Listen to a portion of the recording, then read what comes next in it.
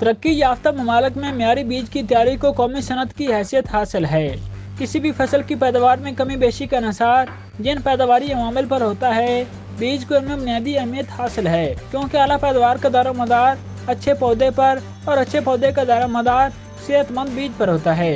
گندم کی ترقی یافتہ اقسام کا خالص اور صحت مند بیج ہی فی ایکڑ پیداوار میں خاطر خواہ اضافے کا ضامن ہے۔ گندم یا کسی بھی دوسری فصل کے معیاری بیج میں درج ذیل خصوصیات کا ہونا ضروری ہے۔ بیج کا با لحاظ قسم خالص ہونا اولین شرط ہے، یعنی اس میں دیگر اقسام کا بیج شامل نہ ہو۔ بیج جڑی بوٹیوں کے بیجوں سے مبرا ہو۔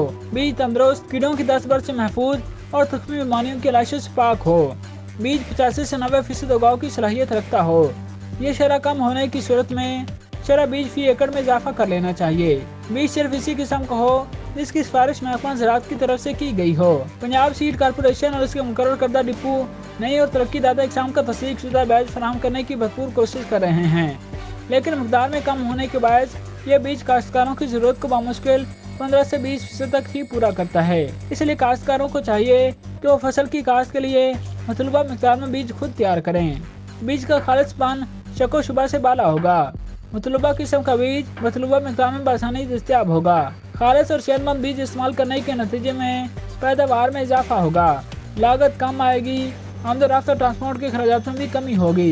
زیادہ مقدار میں معیاری بیج تیار کر کے اچھے داموں میں فروخت کیا جا سکے گا۔ سب سے پہلے کھیت کے اس حصے کا انتخاب کیا جائے جس کے بیج کو آئندہ سال بوائی کے لیے استعمال کرنا ہو۔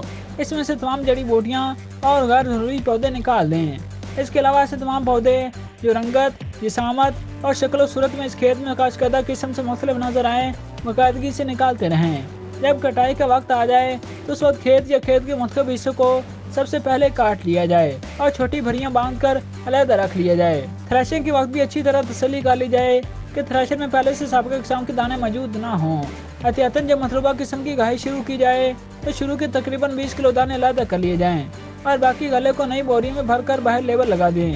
بوری کے اندر بھی 3 لیبل ڈال دیے جائیں تاکہ اگر باہر کا لیبل کسی وجہ سے ضائع ہو جائے تو اندرونی لیبل دے کر پہچان کی جا سکے۔